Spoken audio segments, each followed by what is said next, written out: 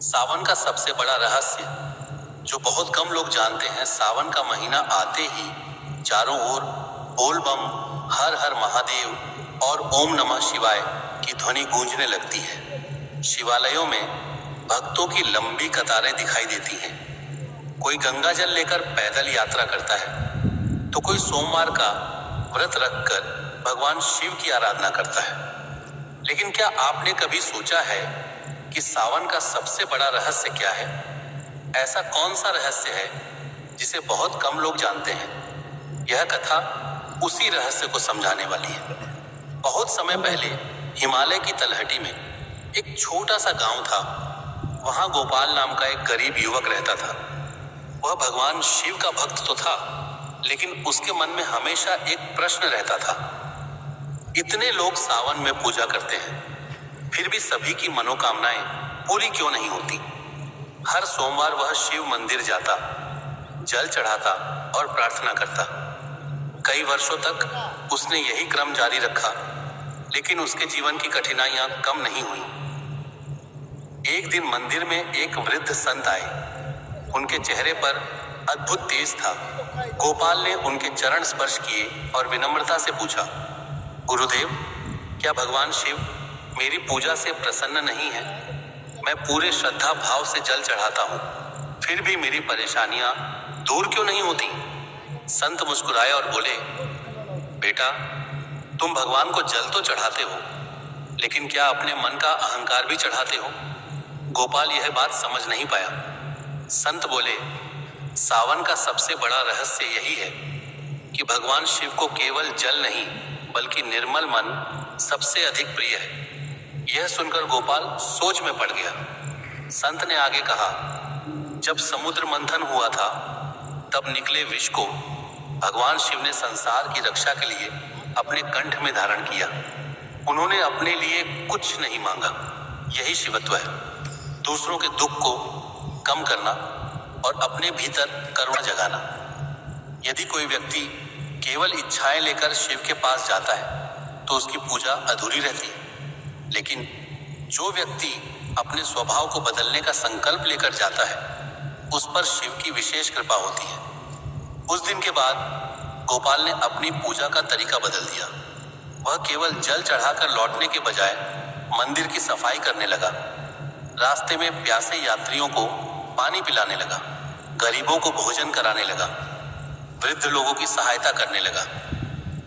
धीरे धीरे उसके भीतर अद्भुत शांति आने लगी। कुछ महीनों बाद गांव के लोगों ने देखा कि गोपाल के जीवन में परिवर्तन आ गया है। उसके खेतों में अच्छी फसल होने लगी, उसके घर में सुख समृद्धि आने लगी। सबसे बड़ी बात, उसके चेहरे पर हमेशा मुस्कान रहने लगी। लोगों ने पूछा, क्या भगवान शिव ने कोई चमत्कार किया?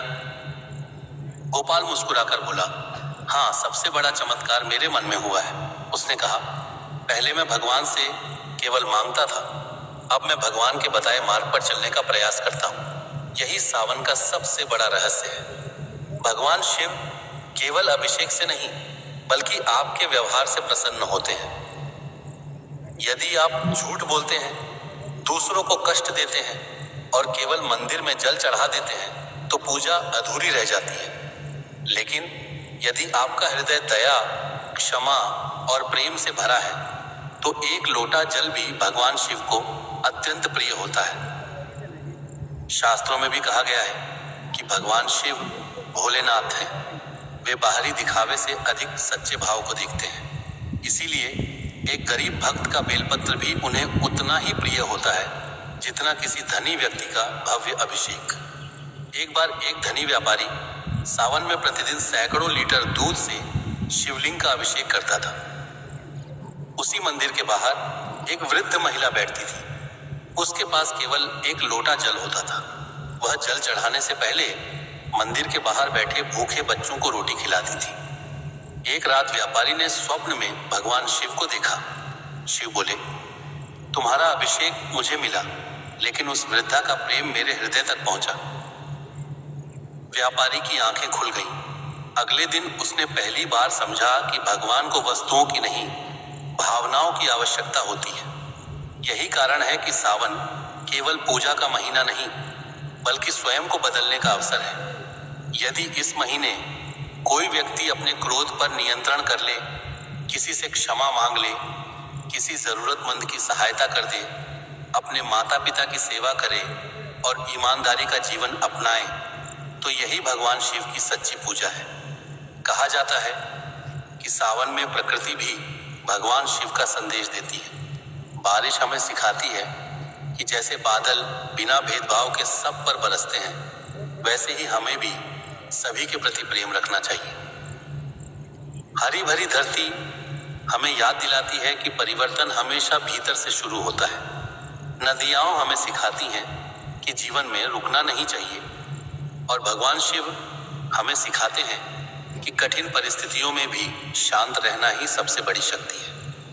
आज भी लाखों लोग सावन में जलाभिषेक करते हैं। यह बहुत शुभ और पुण्य का कार्य है, लेकिन यदि जलाभिषेक के साथ मन का अभिषेक भी हो जाए तो जीवन वास्तव में बदल सकता है। अपने भीतर के क्रोध को धो दीजिए, ईर्ष्या को समाप्त कर दीजिए, अहंकार को भगवान के चरणों में अर्पित कर दीजिए और प्रेम, सेवा तथा सत्य को अपने जीवन का आधार बना लीजिए।